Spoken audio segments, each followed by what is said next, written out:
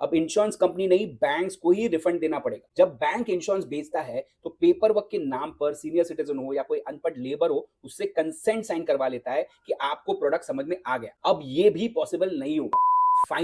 Finally, RBI is coming heavily against mis-selling of insurance in banks. As per proposed guidelines, RBI says that for every mis-selling complaint, अब insurance company नहीं, banks को ही refund देना पड़ेगा। Also another important thing, जब bank insurance बेचता है तो paper work के नाम पर सीनियर सिटीजन हो या कोई अनपढ़ लेबर हो, उससे कंसेंट साइन करवा लेता है कि आपको प्रोडक्ट समझ में आ गया। This consent was earlier used as a counter to anyone complaining against mis-selling. अब ये भी पॉसिबल नहीं होगा। Mis-selling will be considered despite an explicit consent if it is very clear that a plan was unsuitable to the customer's age, profile, economic class, financial literacy, तो वो mis-selling होगा, चाहे आपने कंसेंट साइन किया हो या नहीं किया हो। I think some more things could have been added to stop this mis-selling menace. 1.